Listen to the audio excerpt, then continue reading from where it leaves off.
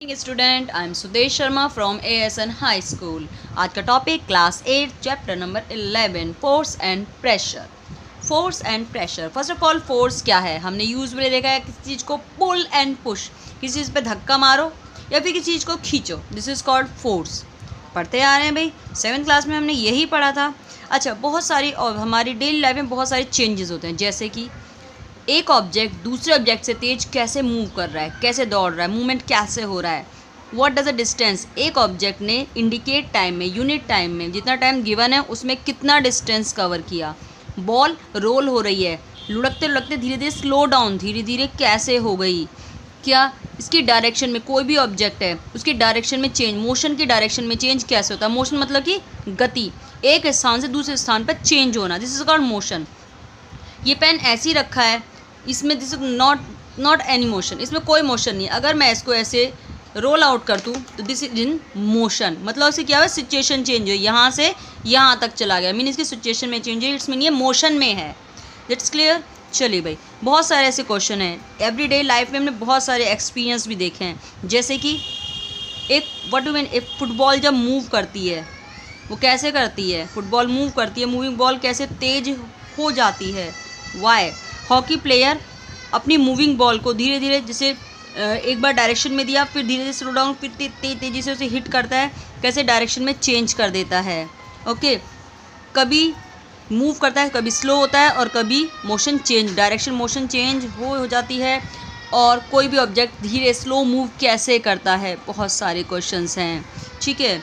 It's mean अगर हम simply कहें फोर्स क्या है, सारे एक्शन, पिकिंग पकड़ना, ओपनिंग करना, शटिंग करना, किकिंग करना, हिटिंग करना, lifting, flake, pushing, pulling are often used steps है। कि ऐसा बहुत सारे टास्क है, बहुत सारे वर्क है, और ये क्या है, किसी भी ऑब्जेक्ट को मोशन में लाते हैं, किसी भी ऑब्जेक्ट को मोशन में लाते हैं, this is called. So we that in science push और पुल, किसी भी ऑब्जेक्ट को पुश करना, धक्का देना, पुल करना, खींचना, it is called a force. ये क्या है, फोर्स। चलिए भाई, इसका नेक्स्ट टॉपिक है force can due to an interaction. Interaction, दो ऑब्जेक्ट का एक दूसरे से इंटरेक्ट करना ज़रूरी है। जैसे कि मैंने इस ऑब्जेक्ट को मोशन में लाई, तो मैंने इसको टच किया ना, इंटरेक्शन में आए, दोनों के बीच अटैचमेंट हुआ, तभी तो उसके बाद ये ऑब्जेक्ट मोशन में आया। सेम दैट, जैसे कि सपोज करो एक मैन है स्टैंडिंग बिहाइंड अ स्टेशनरी, एक कार के पीछे खड़ा हुआ है, तो क्या कार किसी मोशन में है? नो। मैन भी स्टेशनरी पोजीशन में, कोई मूवमेंट नहीं है, और जब इसे मैन इसको पुल करता है तब कार मूवमेंट में आती है। मीन दोनों, कार और मैन दोनों के बीच इंटरेक्शन हुआ है, टच हुआ है, दोनों के बीच इंटरेक्शन हुआ है, और दिस इज, और उसी कारण ही फोर्स एप्लीकेबल होता है। मतलब फोर्स लगाने के लिए दो ऑब्जेक्ट के बीच में इंटरेक्शन होना ज़रूरी है। सब मोर एग्जाम्पल, जैसे do girls are pulling each other, sorry push, एक दूसरे को पुश कर रही हैं, दे आर, ये एक दूसरे को पुल खींच रही हैं, तो दोनों के बीच का इंटरेक्शन हो रहा है। लाइक दैट, जैसे एक मैन एक काव को खींच रहा है बाय द रोप, तो रोप और मैन के बीच में क्या है, इंटरेक्शन हो रहा है, राइट। उसी से क्या है, कोई भी फोर्स एप्लीकेबल होता है या कम टू प्ले। चलिए भाई, अब है एक्सप्लोरिंग फोर्सेस। एक्सप्लोर क्या है इसका, सच दैट, देखो दे आर टू एग्जाम्पल। अगर कोई एक ऑब्जेक्ट है, उसमें दो फोर्सेस लगे हुए हैं, अगर सेम डायरेक्शन में लगे एक साथ, तो जो नेट फोर्स है इन दोनों के लगाए गए फोर्स के बराबर होगा। इफ़, और इसमें चेंजेस होने हैं, मोशन में ऑब्जेक्ट आना ही आना है। और अगर किसी भी ऑब्जेक्ट में दो डिफरेंट डायरेक्शन में एक दूसरे के अपोजिट फोर्स लगता है किसी ऑब्जेक्ट में, तो यहाँ का नेट फोर्स इन दोनों मैन के द्वारा लगाए गए फोर्स के डिफरेंस के बराबर होगा। ओके, किसी भी फोर्स की जो स्ट्रेंथ है, जो पावर है, वो उसके मैग्नीट्यूड पर डिपेंड करती है, किसमें कितनी ज़्यादा पावर होगी। इन दोनों में जिसमें ज़्यादा पावर होगी, ये ऑब्जेक्ट उसी की डायरेक्शन में, उसके लगाए गए फोर्स की डायरेक्शन में रिप्लेस हो जाता है।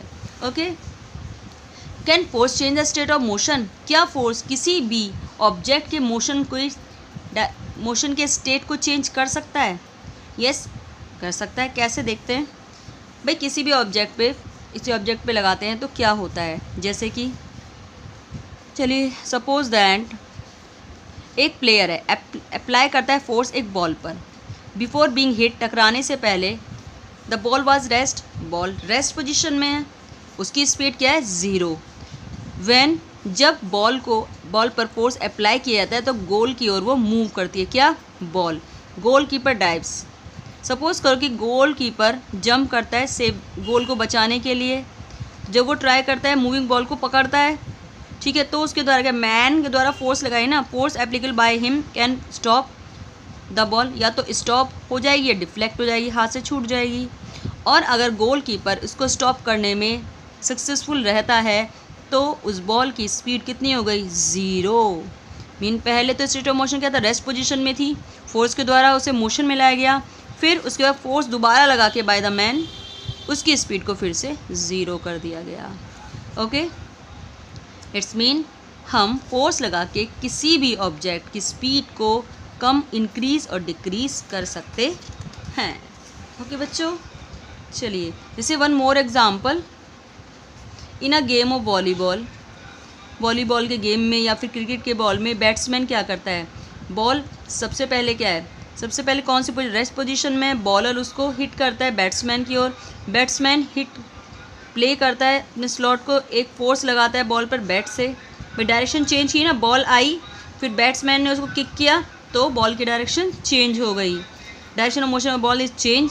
इन दिस केस हम ये कहेंगे कि यहाँ due to application of force we can change the state of motion. ऐसे क्या हम साइज भी चेंज, क्या हम शेप भी चेंज कर सकते हैं, येस हम size change by the lump of dough, जैसे हम हाथ में आटा गूंथते हैं ना, फोर्स ही तो लगाते हैं, उससे डायरेक्शन चेंज हो जाती है, या फिर बाइसिकल पर बैठते हैं तब भी चेंज हो जाती है, रबड़ को खींचते हैं तो भी तो शेप चेंज हो रही है, और प्लास्टिक बॉटल को बिटवीन टू ब्रिक के बीच में जब रख के प्रेस किया जाता है तो भी उसके शेप को चेंज किया जा सकता है।